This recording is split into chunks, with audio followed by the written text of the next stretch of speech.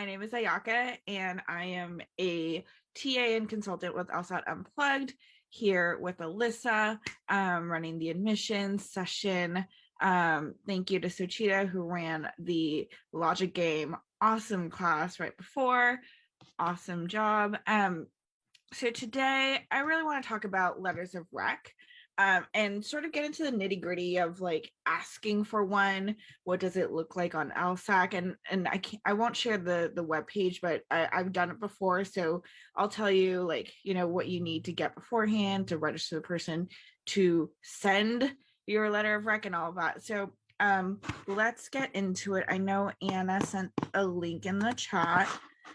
Let me see. I'm on one screen today, so let me see if I can share my screen correctly. Here we are. All righty.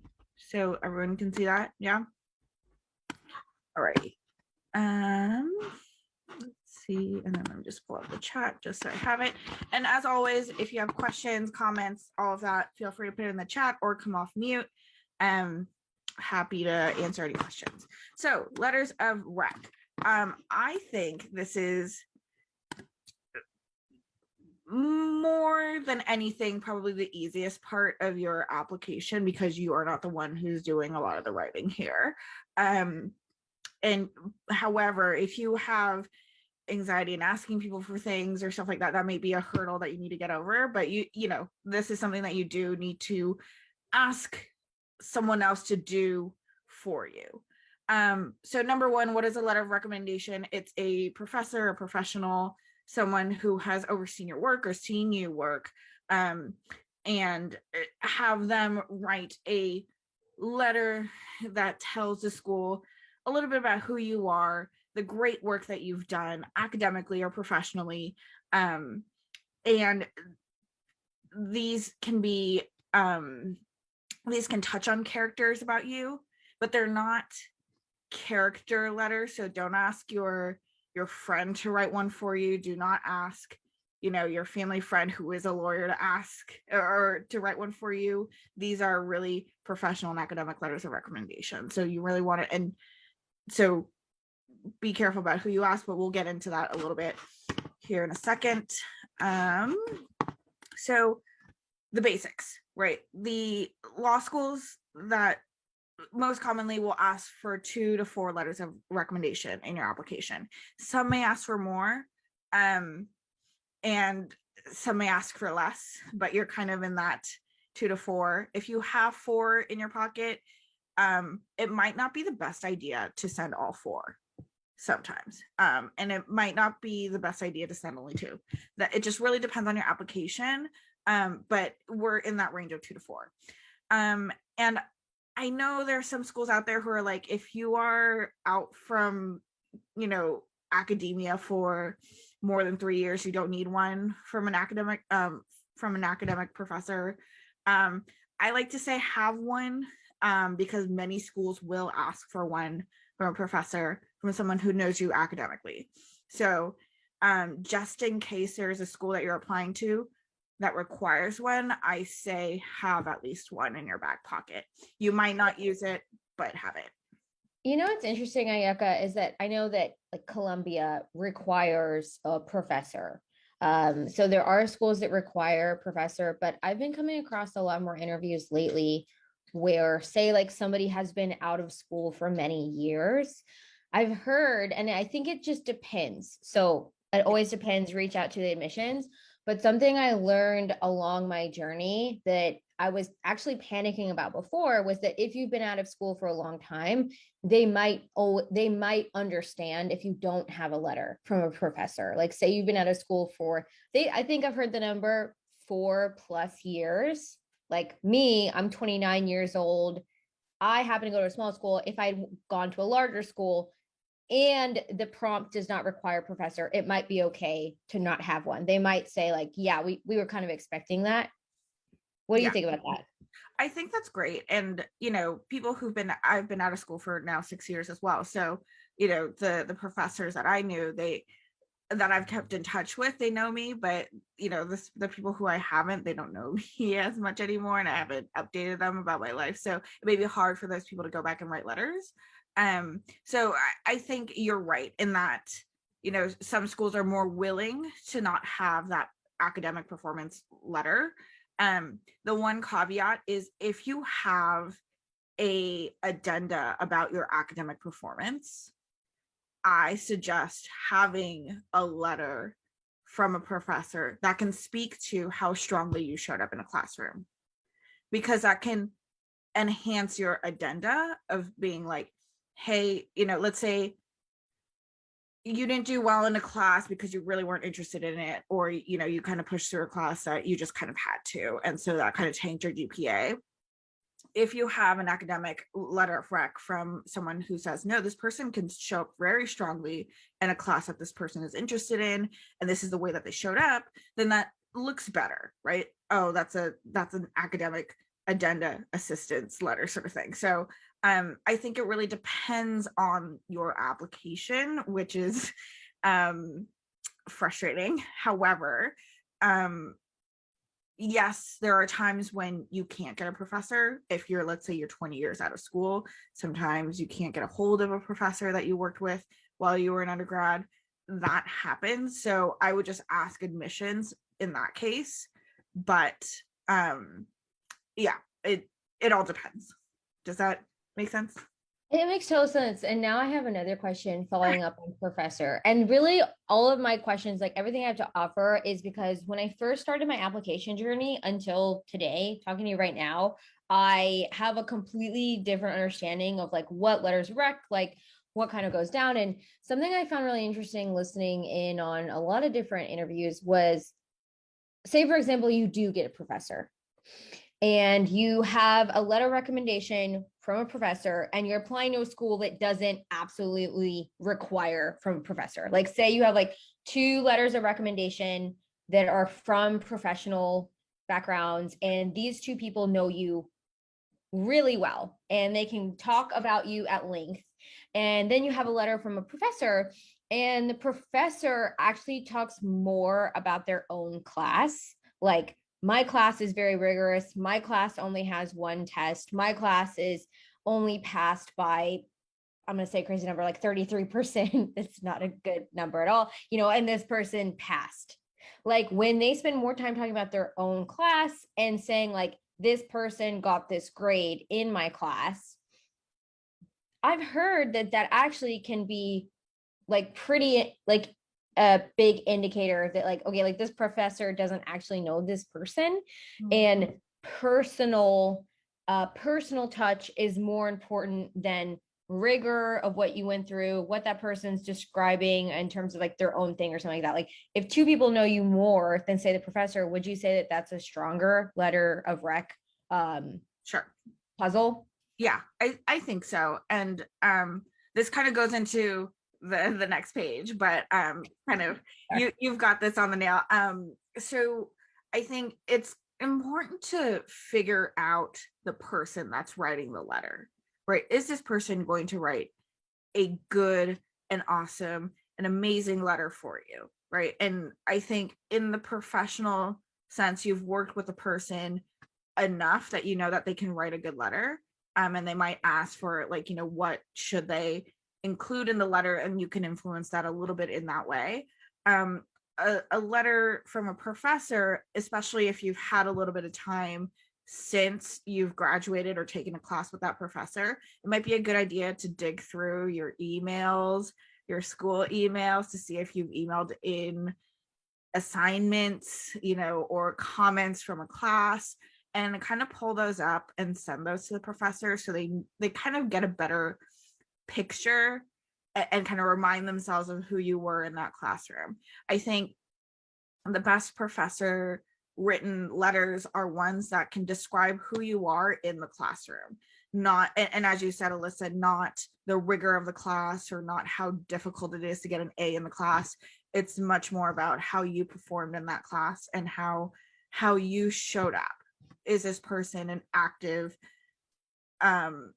participant in the class, or were they someone who just kind of sat in the back? And I would like to say that's not a great place to be if you're a person who sat in the back of the room and never raised their hand to get a letter from that professor, but sometimes that's the only choice we have. So we'll kind of talk about how to figure that route out, but in general, you really want to pick and choose who you're asking for a letter of rec. And can they, number one, can they write a good one? Number two, will they remember you? Number three, can they write one that kind of shows who you are in the classroom, who you are in the workplace?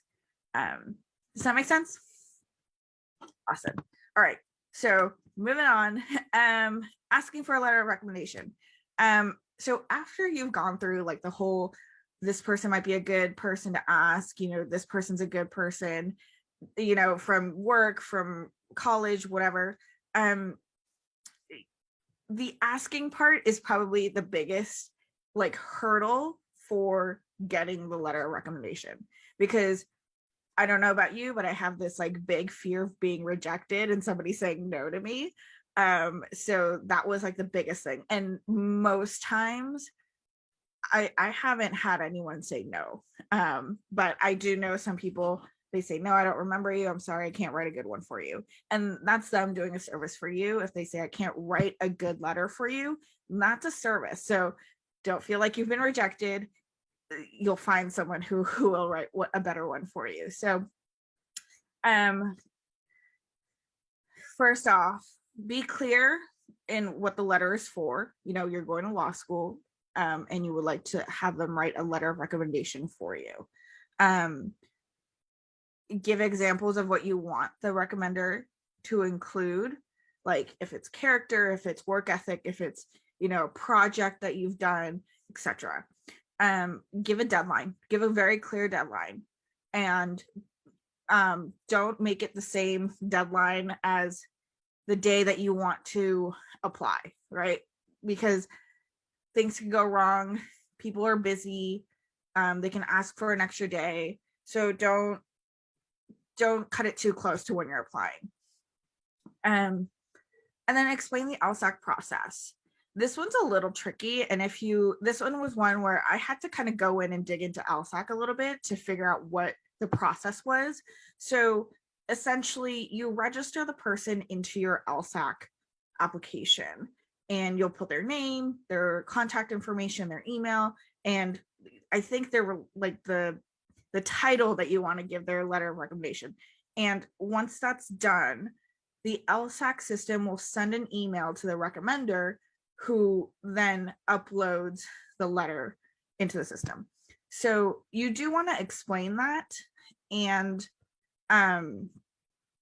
check in once you've done that process. Just give it a couple days and check in with your recommender to see if they actually got that email. Because many times once you send that email, people will see it, and then life goes on, right? And maybe it's a couple weeks before they are ready to upload a letter into the system.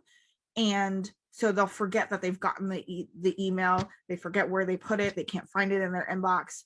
So, check in, see if they got it, give them a couple weeks. I'm sure you'll be writing back and forth with the person.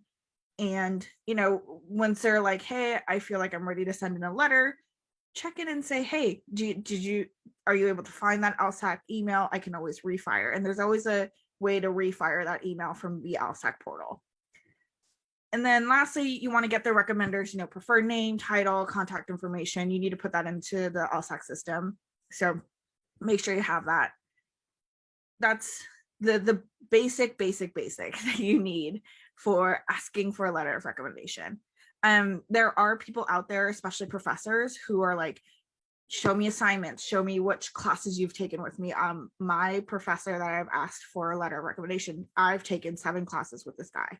So I wrote every single one. I wrote like the most impactful projects, what grade I got, all of that. So really give as much information as possible, and so that they can use that as a starting off point of remembering who you are, remembering how you showed up in the class, and then write that great letter of recommendation that you want. Optional things that you can include. I didn't do this, but a copy of your personal statement. If you are one of those people who have, everything ready and all you need is a letter of recommendation, include that personal statement. it, it could tell the story of who you are, and they can maybe tap into that personal statement a little bit and write that recommendation letter so that's a cohesive application. It's not necessary. I don't see too many people doing it because not a lot of people have their personal statement ready as early as when they need to start asking for a letter of recommendation. And then other optional reference material. That's not just for academics. You also want it for, if you're asking for work recommendations. I went back, I think 4 years, and asked my boss from 4 years ago to write a letter of recommendation. And he was like, well, that's fine. I can totally do that. Remind me, some of the projects that we did together. And he was like, oh yeah, I remember doing that with you. So sometimes people just really need to jog their memory. And, I was like, oh yeah, I was on this like project around RSUs for the company, and we did tax stuff and stuff in America. And he was like, oh yeah, I totally remember now. So really just give them a lot of information.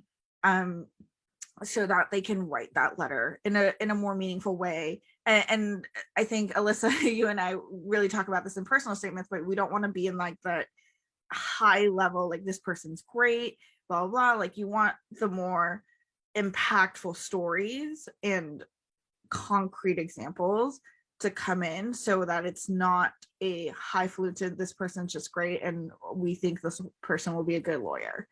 Like, You just made me think of something, Ayaka, that I've never really thought of it in this way. But like when you said like the high level, like I just got an image in my mind of like, this person's great, they got this grade, or like this person's fantastic to work with. Like instead of like high, airy kind of statements, like ground level, like get us on the ground with you. Like what did they do? How did they respond to stress? What accomplishments did they achieve in the face of like hardship, or how did they go above and beyond, or like general braininess, how are they in a team dynamic, like anything like that, like curiosity to learn, are they a really good learner?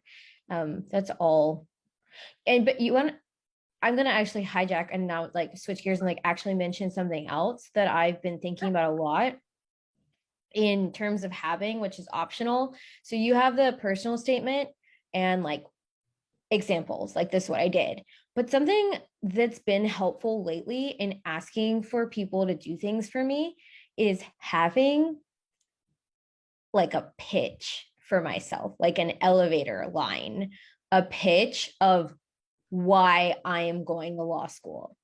And in perfecting that, in practicing that, my application is shifting into a more focused, like well-rounded application, because I sort of have an idea of myself and I'm able to articulate myself. And also it helps in case you ever, if a school you're applying to does an interview, you've totally got that. Tell me about yourself, or like, why do you want to go to law school question down. So it really can't hurt to have like an elevator line or like a pitch, just like a 3-part. And I know we were just talking about this, but like when asking for a letter of recommendation to go to law school, you could potentially say like, I'm asking for a letter of recommendation to go to law school, this is why I want to go, and have like 2 sentences, 3 sentences that really land why it's important. Is it necessary? Absolutely not. But it's sort of like lights a fire under the person who could be writing it for you to like be on board with you and like see that you're focused and like see your vision, maybe potentially like you just look a little bit more organized. sure. And I love that. And I think that conversation can happen at differing times. So I have to say, the people that I've asked for letters of recommendation, they know. I've told them over and over again over the years that I'm like, I want to go to law school, and all this. And I I remember I emailed my professor and I was like, now is the time. Like you get to write this letter that you've been wanting to write for years now. So that elevator pitch, great. And I think that's something useful to have if you're having that first conversation of like, hey, I want to go to law school and I would love to ask you for a letter of recommendation. I've asked that question. I've asked for a letter of recommendation 6 years ago from this professor. And every year I go and see him, not just, to ask for the letter, but just to keep that connection going and saying, hey, like, this is what my life is like. I don't think I'm ready to go to law school yet, but when I am, please do write a letter and keep that connection going. And, it's always make an appointment with him and then, see him and go get coffee and all that. So, that's really important to do. And I think give that elevator pitch throughout that time that you're asking for that letter of recommendation. So Cheetah, I think that's where you and I differ, right? Because I had an entire career that had nothing to do with law school. And a lot of applicants have that. So sure. that's a lot of people, like, and I hear it all the time too, like people go through undergrad not planning on law school. Like maybe people are not talking about law school and like maybe they realize it's for them. And so I think that's definitely where having that elevator pitch, I would almost say if you have a career that you maybe haven't been saying that whole time, then the elevator pitch definitely even more necessary. Like definitely bring that to the table when you're asking for a letter of rec. Yeah, absolutely. Absolutely. I agree. So Cheetah, I see your hand up. A question? No, not a question, just a comment. On Alyssa's point earlier too about like pitch, elevator pitch, and having that, like, you have helped me so much with like the drafting email. And like, and now that you mentioned and Ayaka, you also mentioned elevator pitch, like it could be like telling, asking your recommender through email, like why you want to go to law school. And if you ask for that Zoom meeting, right, during COVID, you can't meet in person. So even save that elevator pitch for the Zoom call. And then like you also brought up a great point, Ayaka, like meeting them often to kind of connect. Fun fact, like during the pandemic, the one professor that has given me my letter of recommendation, we would have a Zoom call where we just casual talk. And that's how we were able to like connect. And we literally would talk about the most random things, but also economics, because always, he's an economics professor, economics major. But anyway, just kind of keep that connection. And I mean, hopefully things are opening now, and I mean, more vaccination and stuff, maybe in person or still in Zoom, but that's really, really helpful. The elevator pitch and just keeping the connection. So I'm going to keep that in mind. I do mine. Yeah. And I think it's important to, if you haven't, I met my professor once a year because I was living abroad. So whenever I was here and on vacation or, I had a work trip or something like that, I would make time to see him. But make sure you get an appointment. I know when I went to go see the professor and I made an appointment, he was like, oh yeah, there's another guy who asked for a meeting, but he never made an appointment. So I'm not, I'm not inclined to make the time for him. He needs to find the time with me. People are busy, and it's also common courtesy to ask for the time. And if you have more time with the person to connect, that's all the better. But yeah, it's professional courtesy there. So I think it's great, so Cheetah, that you were able to cultivate a relationship where you can check in and kind of talk about not just the letter but also beyond and about your life and all that, which is awesome. Professional letters as well, you really want to connect with a person who's going to write a great letter for you, and also you have to formally ask them as well. Don't just be like, hey, write a letter for me, I'm going to law school, bye. Like that's not really what you want to be doing. Alyssa, I see your hand up. I have a hand up because I'm so interested in this conversation in terms of like, it seems to me like right now, like because there's only like us right now in this room, but there's like the Ayakas of the world who have been wanting to go to law school for a really long time, who were working abroad and they made appointments to see a professor like once a year and maybe are used to those sorts of like connections and that cadence.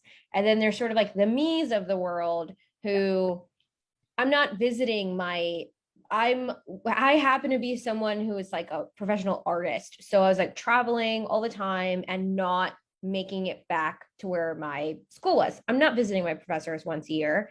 I didn't know I was going to law school. That connection is not happening whatsoever. But something I wanted to ask is that I didn't know. I hope like somebody listening to this is the same as me, but I had no idea. Excuse me, my voice just cracked, that I could even talk to professors. And I know that that sounds crazy, but I was raised in raised in a violent home that basically taught me not to speak to authority figures, because if I spoke to authority figures, then like they would find out what was like happening at home. So like when you're raised in domestic violence or like domestically abusive situations like me, you're not talking to authority figures, and professors fall into that. And so when I first asked for my letter of recommendation from a professor, he said yes. He was like, I'd be happy to, like, let's do it. Let's jump on a Zoom call. And I just completely freaked out. I panicked. I was like, what do we talk about? Like, I've never spoken. He knew me because of the work I had done. I happen to be a very, very good student. But what do those conversations look like? Sure. That's a great question. So I think, let me caveat one thing. So when I was talking to this professor, and even my previous boss, who 4 years ago, so I always said to them, at some point I might want to go to law school. And in that case, I would love to get a recommendation from you. So it really wasn't, even graduating out of college, I was like, I don't know if I really want to go to law school. I don't know. I need to figure stuff out. I don't really know what part of law I want to go into, all of that. So the crisis happened. And so I put a pin in it, and I said, hey, if I ever need a letter of recommendation, I'm going to want it from you. So please remember me. And he was like, yes, of course, I'm not going to forget about you. It's like all of that. So that's one thing. And that's one way to, if you are not planning to apply to law school right away, apply to, any sort of school right away, that's a great way to put a pin in it and say, I will reach out to you in the future for some sort of letter. And don't let that conversation end there. Continue to check in. As Alyssa, you pointed out, there are people who've never thought about going to law school, who didn't think they were going to go to any sort of school. And so either they didn't make the connections with a professor, or they just didn't have a conversation about letters until years and years after, which not a crime at all. And I think that happens a lot more than we think. In that case, part of it is picking that conversation up. And I would love to ask you, Alyssa, what that initial conversation looked like, and the anxiety level that comes with that, because I understand there's a lot of personal stuff in that, but kind of picking up that conversation, even for me to check in back with my professor every 6 months or every couple months, is almost anxiety for me. I'm like, oh, hey, do you remember me? He's like, of course I remember you. But and I don't know about you, but I have a lot of anxiety around like picking up conversations with people. So I mean, absolutely. Yeah. That's like 100 bazillion%. I'm extroverted. I really enjoy meeting other people and talking with other people. But in this case, like, I feel like my feet just started to sweat, like just thinking about it. Like, I thought he was just like scheduling an interview with me to see if he was really going to go through with it. And like anyone listening to this, please don't enter that conversation thinking that. That's not a good way to enter any conversation. What's really interesting though is that he asked me, really, I thought the meeting was going to be 15 minutes, and I could tell just from his cadence that the meeting was actually like an hour and a half. And I wasn't prepared for that. So definitely set a time expectation whenever you're meeting with someone. And he seemed very relaxed. And again, I have an arts background. So he also has an arts background. So different types of professions have different sorts of like levels of interaction. But he asked me questions like, where do you want to go to school? What type of law are you interested in? Why do you want to do this? And he was not grilling me. He's a very kind person. But those are sorts of questions that I would absolutely, that's why I keep bringing in having the elevator pitch, because there's the Ayakas of the world who have all those questions answered. And then there's other people and other applicants where you know that it's a good fit for you. You know that you want to go to law school, but articulating those questions, maybe you haven't been thinking about them for 10 years. So those would be, if I could give any sort of advice, like he was really awesome and he actually took like a mentorship role with me and like talked options out with me.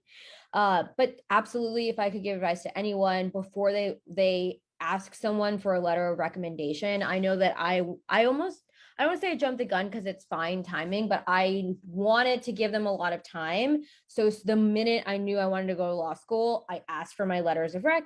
What I wish I could go back and tell myself was just have simple answers to that question. Like, why do I want to go? Exactly what kind of law am I looking into? Why am I looking into that law? Like, what schools I want to apply to? Why do I want to apply there? I had rough answers to that, but if I had advice for anyone, I'd like have those things answered because those are probably what the letter, the person writing the letter is going to ask you. Yeah. And that's what the other person, I have two professors. That's what the other professor asked me as well. Why do you want to go to law school? And I gave her an answer and she was like, she's also a mentor. And she said, okay, yeah, but why do you really want to go to law school? And having those answers clear, having an elevator pitch, and I wrote it in the chat, but I know that when these videos are published, the chat does not get published. So what you should have in your back pocket is like background experience, that moment that made you go, aha, like there's usually a moment. If you can't pin down a moment, try not to say like everything in my life made me want to go to law school. Just try to have a moment where you're like, this is the moment I knew I needed to go. And then talk about like what you've done, background, professional experience. Maybe like, did you take a job organizing something? Did you do something else? Like anything, it could be anything. Like for me, I started delivering pizzas because I knew as soon as I wanted to go to law school, I needed to pay off credit card debt. Like, you know, any action that I took to help me get to the place that shows that I'm really serious about this and why you feel law education would benefit your future goals. So what's your aha moment? What have you done and what are you doing to get you there? And why do you need a law school education? To like, what goals do you have? Why do you need that law school? If you can articulate those three things, then it's time for like you to ask someone to write a letter for you. Yeah, absolutely. And I think that's great. And I think that's a great starting off point for your initial conversation with your letter of rec writer, your recommender, I guess. And to be honest, I think this is totally valid and I love this and I wish I had this when I first asked for my letter of rec. I don't think any of my recommenders asked. Like they just knew that I wanted to go to law school. So, you know, it really, this is an example of like, it really depends on the applicant, right? In your application. I've said this for now 6 years. I'm like, I think I want to go to law school. I don't know, but I think I do. You're going to be a recommender in that case. And they know it. And, you know, it's been years of conversation. So they know me. I don't need to explicitly tell them. Yes, but you want to, as Alyssa said in the chat, you want to be prepared if they ask. But yes, all of that. And I think that can also be in your initial email if you ask. I've emailed 2 people out of the 3 recommenders I have. 2 people I emailed and said, these are the things I'm looking for in a letter. Is this something that you can do? And kind of wrote in, you know, all these things that, you know, I've done during my time at the job. All of that. The professor had a form he had, and he was like, you need to ask me 8 weeks out and then check in with me 3 weeks out. And I was like, all right, he has a process. So, you know, there's people who are really used to writing letters of rec and there's people who are not used to writing letters of rec. So, you know, be flexible in that way. As Alyssa says, be ready to answer the why law school, you know, what led you to that moment. And you know, kind of begin the conversation. And to go back, you know, probably 5-10 minutes ago to Alyssa, your original question of what happens in those conversations, you know, after that initial ask, it's really a check-in for me. So it's like, hey, how's it going? You know, what's going on in their life? What's going on in my life? I think the trajectory to law school is this. You know, if you think it's still a couple of years out, I think it's still great to check in with your recommender, the person that you want recommending you, because you don't want them to see just a snapshot in time. You want them to see a progression. So, I worked with you on X, Y, and Z. I am now here at this company and I'm doing this. And these things that I learned from you are showing up in these ways, these interesting ways. And, I really want to continue the work. So I think it's good to have that connection and continue the progression. And then, when 6 months out, I say give them the warning 6 months out from when you plan to apply, to say, hey, I'm going to apply this cycle. I will give you more details, but this is the day that I would like to apply. Are you able to write a letter this year? You want to know something else about the 6 months? Sorry, I'm just like, no, go ahead. Had like chatty vitamins or something. You and I have talked about this before, Ayaka, where the 6 months out, if you're thinking I'm going to apply, like if I'm thinking to myself, I want to apply before January 1st, because that's part of like the earlier pool, like that just is giving me the best chance for scholarship. And I'm thinking, okay, 6 months out, and I'm going to get my application in before January 1st. And I write to my recommenders, like say June, I want to get this in. If you are asking for a professor, both of the professors that I asked both of them were like, great, I'm going to get that done during winter break.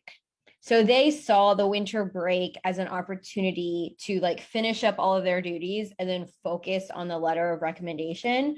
So also keep that in mind. I'm not saying that that's how that would be illogical, right? If I said that that's how every professor is going to respond. But if you're thinking to yourself that you want to apply in the spring, I would recommend that you write to your professors in November or December, and not January 1st, because then January 1st, they are starting their new cycle if they are on a semester basis.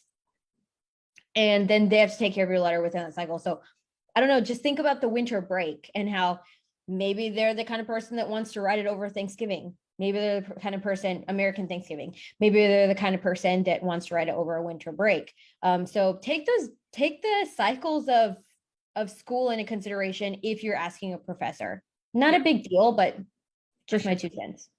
Yeah, and so should I see your question about asking them to resubmit? I think if they date their letters, you are going to want them to resubmit. I know my professor, he wrote a letter, and it starts with, because he asks people to start the letter for you, like just the first line to say, my name is blah blah, I'm writing a recommendation for this person for the 2020 cycle or something like that. And so you have to do the ask to change that. But beyond that, I think you can just say, hey, I pushed out my application for X, Y, and Z reason. Are you able to resubmit with an updated date? No need to change the content unless there's something that you really want changed. But I can't see into my letter. I've checked that whole, like, I won't look at the letter thing. So I don't know what it says, but I've sent the email to all my recommenders to say, like, hey, I've pushed out my application. If you've dated it in any sort of way, can you please update to the current date? And there's usually no pushback on that. So yeah, it shouldn't be a problem. I don't think. Yeah. So that's really the meat of today's, and thank you, Suchita and Alyssa, for kind of really actively participating here. I loved all the input and questions. Really just be very careful about choosing who you're getting the letter from. If you are still in school and don't know if you want to apply right away, keep those connections going. And be able to kind of set yourself up for success in being able to pick that conversation up with a professor, advisor, whatever. And I love the elevator pitch from Alyssa. Have those answers in your head before going into a conversation, because they may very well ask. Yeah, so and you know, you can find the actual instructions to how to get a letter of rec submitted in LSAC. So, you know, I'm not going to go into detail here, but you know, the instructions are there. So please take a look. Yeah. I have another, it sounds like you're wrapping up, but something that happened to me, and I just want to like, if anybody else is listening to this, like kind of just like cover bases that at least happened to me, an individual, because surely they're going to happen to someone else. So I'm not LSAC, so call LSAC for all these details. But say like, what's the difference between if you have someone and they say, what school do I write it to? And you might say, oh, I'm going to submit the one letter to all of the schools that I'm applying to, which is possible. And that person's going to address it to whom it may concern, just to all schools. And it goes into a portal to all schools. I happen to have someone writing a recommendation letter that said, no, this is too important. I want to address it to every single individual school you're applying to. And that's doable. You just have to make sure that they're on board, because you as the applicant don't have control over what portal it gets sent to.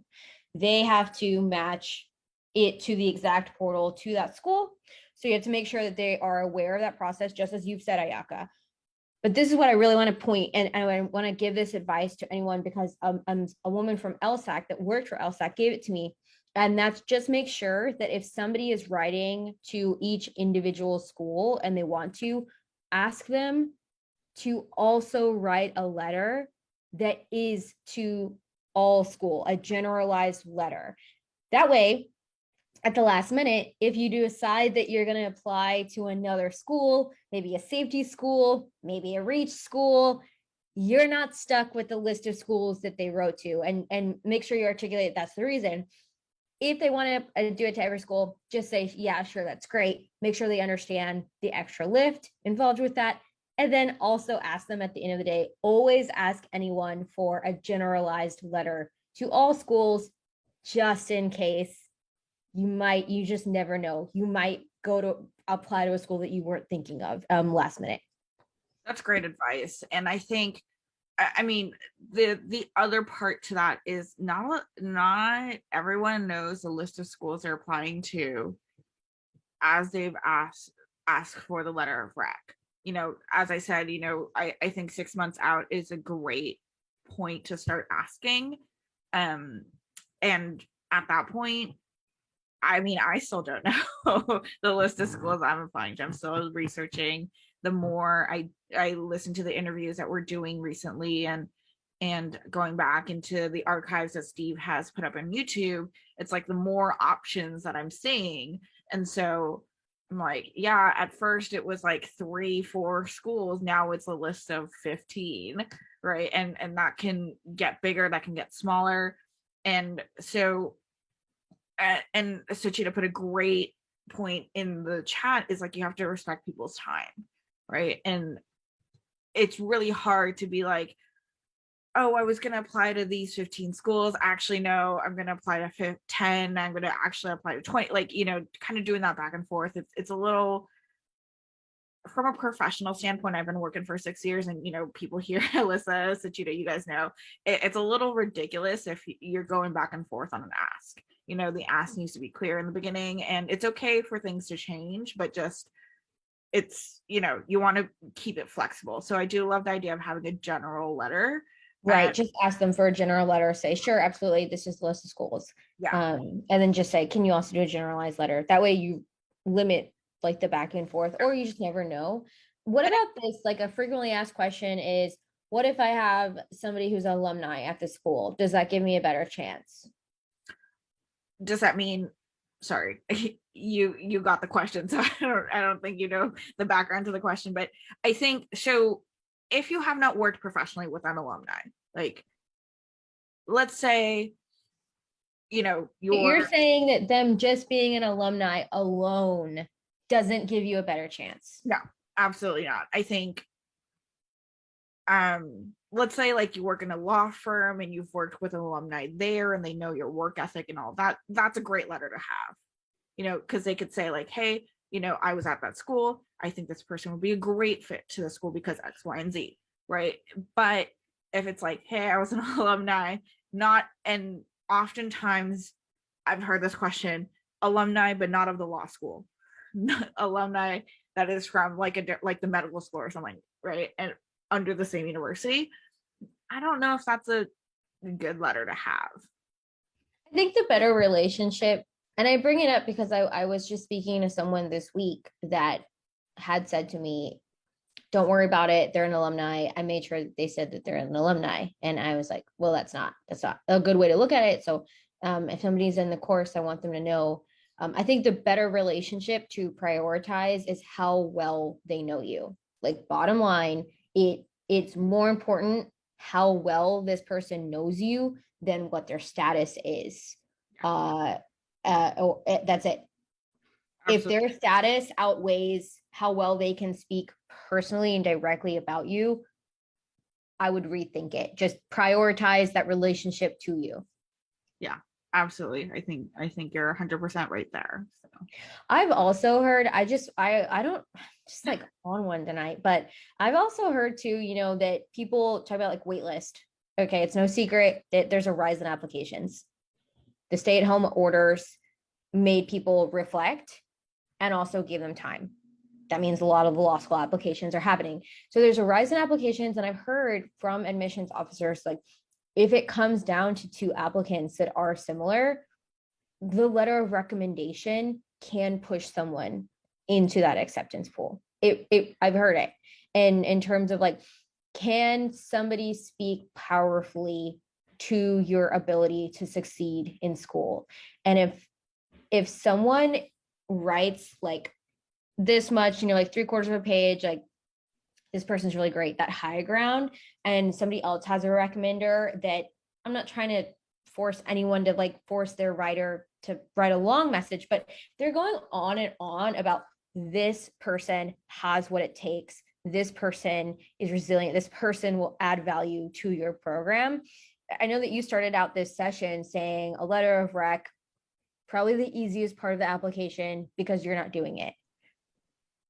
I would challenge that and say the way that you set up, like everything that you've done such a beautiful job here tonight of like setting up those conversations, presenting information to them that can help them write a stronger letter, following up with them, giving them 6 months. Like if somebody were to take all your advice, Ayaka, that's still like an amount of work that I would, not to be dramatic, but like it could make a difference. So don't sleep on it is what I'm trying to say.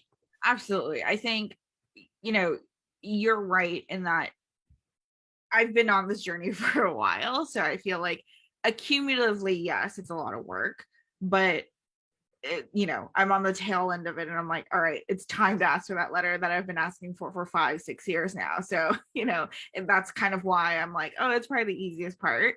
I don't have to study for it. I don't have to write multiple drafts. However, the commit that you have to make, or the leap that you have to make in terms of self-doubt and all that, like in asking someone that you haven't connected with for probably many years, stuff like that, that's a big ask. So I understand what you're saying, Alyssa, and I think it goes into you choosing the right person to ask the letter, and then getting them to write the right content. Those are two big things here. Really the other stuff is kind of the bells and whistles, but choosing the right person, right content. And you have to be prepared to say, these are the things that I want you to say in my letter. And kind of, you have to do that reflection for them. We've worked on this. I want you to highlight this about me. I remember one of my my professional letters, this guy wrote like 4 pages. I was like, yo, we can't do 4 pages of a letter of rec. Like, I love that you wrote that, but we can't do 4 pages. So, and he was like, do you think 4 pages is too long? I was like, yes, I think it's too long. So we had to pare it down, and I was like, well, can you talk about this, this, and this? And he was like, yeah, of course, I've already written about it, so that's all good. So it's, the letters are important. It can make a no a yes in the application process. It can make a wait list into a yes. We hear it all the time. It can also make, if your letter of rec is not great, is kind of like the wishy-washy sort of, oh, this person would be a good candidate, it would be a good lawyer, that's it, and there's no concrete examples or no like personal touch to that, it can make a maybe a no, right? So really it is important. It really is important, and you don't want to let it slide. You don't want to let it go and be like, oh, I'll just ask the 3 people that I know, right? You really want to choose.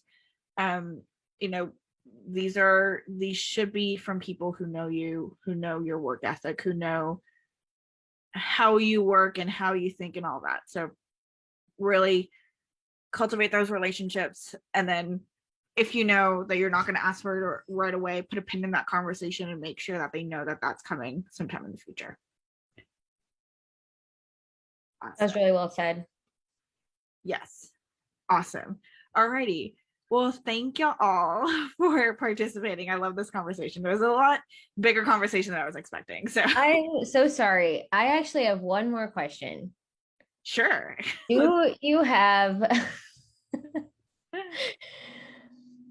Whew, I'm so glad that you're my friend, Ayaka, because if you weren't, I would not feel comfortable like butting in this much. I guess I gotta we're all friends here.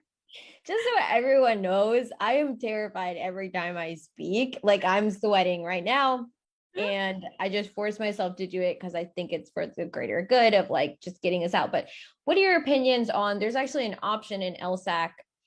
Is there where it says like, have you viewed your own letter? Yeah. I say don't do it.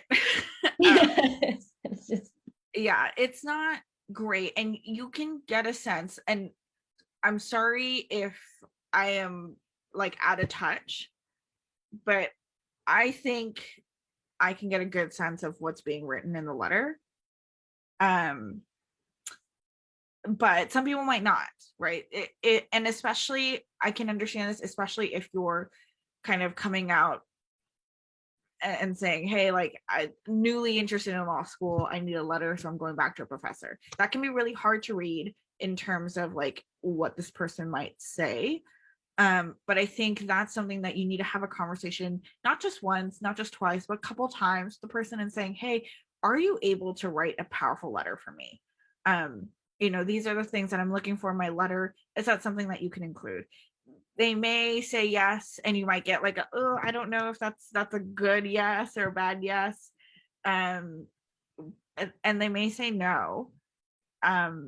So kind of take that as you will. But by the time the person is actually writing the letter, I hope you have a good sense of what they're going to write. And you should have a good sense of what they're going to write and how that's going to come off. So I personally don't feel a need to write, like, check off the whole, like, I want to read the letter. I'm comfortable with saying this is confidential to the school. And after your application, after you get in somewhere, you are able to see those letters after. So you might find out that someone didn't write a great recommendation letter for you, maybe. But I do know that my professor specifically asked if I was going to check that off, because he was like, well, in that case, if you are going to read the letter before you send it to the school, I have to think about 2 perspectives when writing.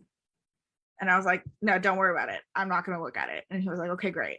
So that's not him saying, well, if you're going to look at it, I'm not going to feel comfortable writing writing something about you. It's more, he's saying, he wants it to come off in a certain way, and he doesn't have to think about my perspective as well as the school's perspective, so he can write more powerfully. So really, I would say talk to your recommender if that's a point of contention for you. That was so Well put, Ayaka. You amaze me. That's great. Yeah. I've thought about letters of rec for too long. So clearly. Alrighty. Well, happy to answer more questions, Alyssa, if you have any. But thank you all for joining. Have a wonderful night, and we'll see you soon. Thanks for tuning into the show. Please subscribe if you haven't done so already to be notified of new episodes as I release them. And feel free to reach out if you need anything at all as you move forward with your prep. I'm happy to help however I can. In the meantime, I'll wish you all the best and take care.